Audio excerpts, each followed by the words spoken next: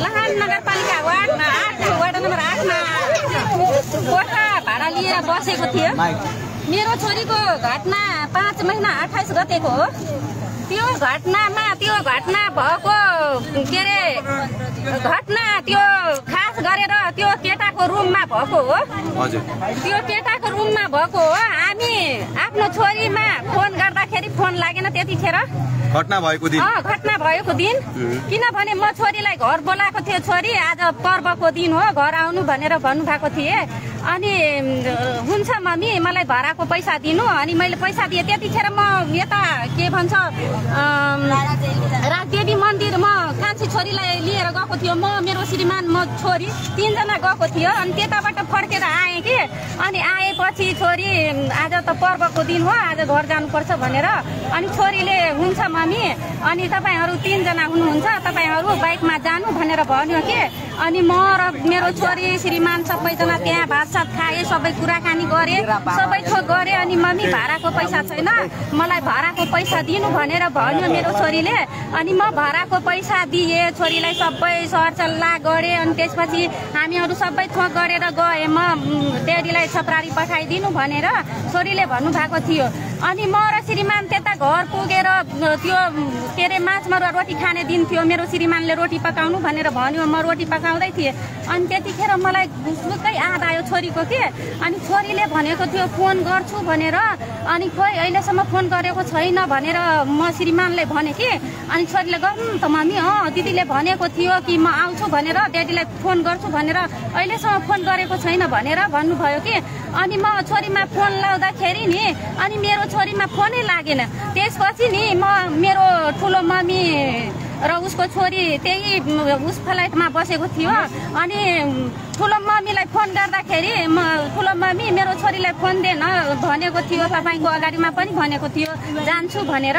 अनि खोइ अहिलेसम्म फोन गरेको छैन। एकचोटि मेरो छोरीलाई फोन देन भनेर भन्दाखेरि नि मेरो ठुलो आमा त्यहाँ पुगे कि निर्माया तिम्रो मम्मीले फोन गरेको छ भनेर। अनि छोरी त त्यतिखेर मारिसकेको थियो छोरीलाई। अनि छोरी मेरो ठुलो मम्मीले भन्छ कि तिम्रो छोरीले फोनै लिँदैन सुतिसकेको छ मेरो ठुलो मम्मीले भन्यो। अनि त्यसपछि मैले फोन राखेँ। फेरि एकछिनमा गर्छु। ढोका बाहिरबाट लग्थ्यो? बाहिरबाट लग्थेन। झ्याल पनि खुलै थिए म आउँदाखेरि। अनि त्यसपछि नि मेरो ठुलो मम्मीलाई मैले भने कि ठुलो मम्मी फेरि गएर यसो ढोका ढकढकाउनु न। ढोका ढकढकाएपछि कानमा जान्छ आवाज कि भनेर मैले भने।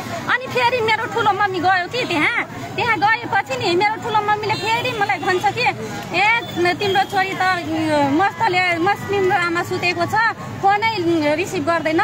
अनि मैले सोधेँ त तै पनि ढकढकान। अनि फेरि गएर ढकढकाएँ। अनि भन्छ लिँदैन तिम्रो छोरी सुतिसकेको छ मेरो ठुलो मम्मीले भन्छ। अनि फेरि म कान्छी छोरीलाई छोरी त अब त दिदी फोनै उठाउँदैन। अनि ठुलो तिम्रो नानीले भन्छ फोन के अरे निर्माया सुतिसकेको छ भने अब के गर्नु। अनि छोरीले भन्छ कतिखेर टावरको डिस्टर्ब हुन्छ फोन लाग्दैन। अनि फेरि लाउनु लाग्छ होला भनेर। अनि फेरि मेरो छोरी लाएर दिए। अनि त्यो केटाले फोन उठायो कि। अनि त्यसपछि के भन्छ तपाईको छोरीको नम्बरमा म आफ्नो छोरीको नम्बरमा फोन गरेँ। अनि त्यो केटाले उठायो कि दिपेश सिंहले उठायो। अनि दिपेश सिंहले मलाई के भन्छ निर्मायाको त एक्सिडेन्ट भयो। अनि हामीहरू त त्यो ग्यास बन्द गरे रोटी पनि त्यतिकै छोरे। अनि श्रीमानलाई भन्छु छोरीको त एक्सिडेन्ट भयो घर आउँदाखेरि केही भएको होला गाडी घोडाको बाटो हो भनेर। अनि छोरीलाई एक्सिडेन्ट भयो भनेर हामी 2 जना कुदेर आएपछि नि अब कहाँ जाउँ के गरौँ भनेर अनि एकचोटि हिँड्नु त्यही रुममै हिँड्नु। अनि ठुलो मम्मी छ उसलाई पनि थाहा होला त्यो घटना भएको हो भनेर थाहा होला कसैलाई थाहा होला। अनि हिँड्नु म आएँ रुममा। अनि झ्यालनेरी म यसरी उभिएँ। अनि त्यो केटा नि भन्छ नि उहाँहरू पुलिस प्रशासनले कि के अरे तपाईँको के अरे पुग्दा के अवस्था थियो त्यहाँ ढोका झ्याल पनि खुल्लै थियो। अनि ढोका चाहिँ यसरी केटाले चुरोट खाएको थियो यसरी ढोका नेरी उभिएर हामीहरूलाई हेराइदियो। आफै ढोका ढकेर यहाँ छ तपाईँको छोरी भनेर हेराइदियो के। अनि त्यतिखेर पुलिस प्रशासन प्रशासन कोही पनि गएको थिएन, कोही पनि गएको थिएन। अनि झ्याल यसरी खुल्लै थियो, झ्यालबाट यसरी झ्याल यसरी गरे नि, अनि मेरो छोरी यसरी झ्याल गरे नि, यसरी समायो कि हातमा मसिनी मालले भन्छु होइन एक्सिडेन्ट भएको होइन, मेरो छोरीलाई जुन्डिएर मारेको हो भनेर। अनि त्यहाँ पुग्दाखेरि केटा त्यहाँ थियो कि थिएन? थियो, त्यही थियो।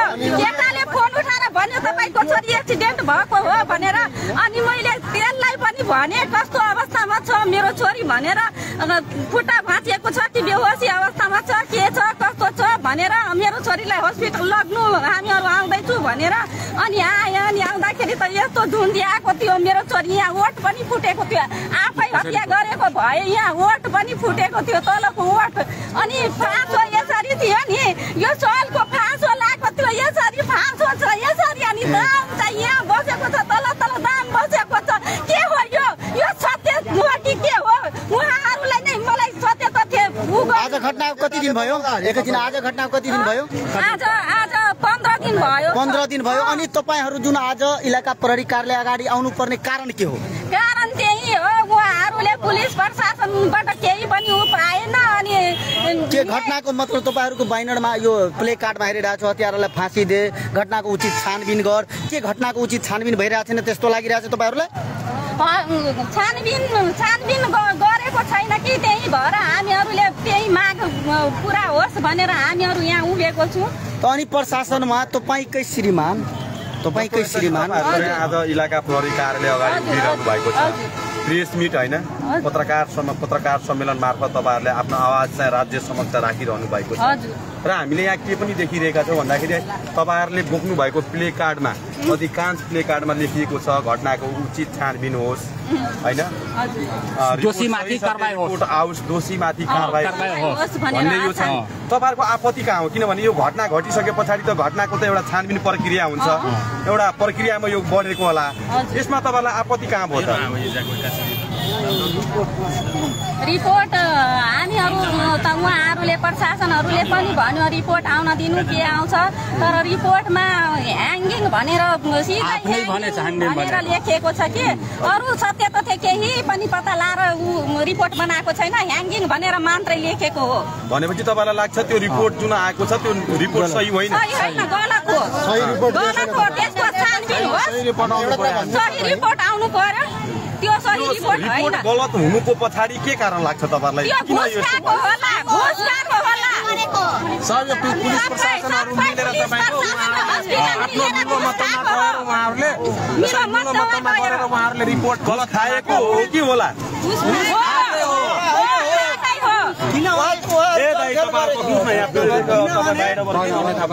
मलाई एउटा कुरा जवाब दिनुहोस् तपाईँ, तपाईँलाई जतिखेर दिपेश सिंहले तपाईँहरूलाई चाहिँ उसको दुर्घटना भयो भनेर बोलाएको तपाईँले, अनि त्यतिखेर ऊ दुर्घटना भयो भनेर बोलाउँदाखेरि ऊ झुन्डेको अवस्थामा फेला परेको तपाईँले देख्नुभएको हो?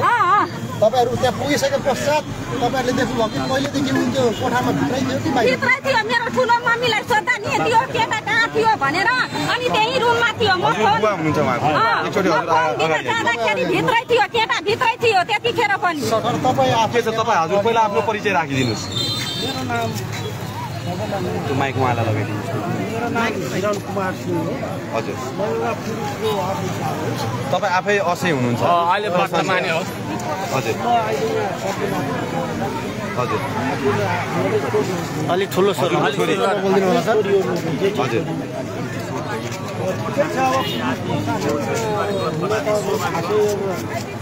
तपाईँ आफै एउटा राज्यको सुरक्षा निकायको मान्छे हुनुहुन्छ, असै दर्जाको एउटा अफिसर लेभलको पात्र हुनुहुन्छ, अनि आज यसरी चाहिँ तपाईँहरू आउनु भएको छ। के लाग्छ तपाईँलाई यो प्रहरी निकायबाट पनि यो सही सत्य छानबिन भइरहेको छैन वा प्रहरी सङ्गठन भित्रैबाट यसलाई दबाउन खोजिएको हो के हो? के लाग्छ तपाईँलाई? यो पनि अब दबाउनै खोज्या हो। उचित छानबिन भएको जस्तो लाग्दैन। छानबिन भएको जस्तो लागेन। यो तपाईँको एकदिनदेखि म पनि यहाँ दौडै थिएँ। अब आज आउँछ रिपोर्ट, भोलि आउँछ रिपोर्ट, आएर हेर्छु त रिपोर्टमा त यस्तो आएको छ, ह्याङ्गिङ आफै ह्याङ्गिङ गरेको।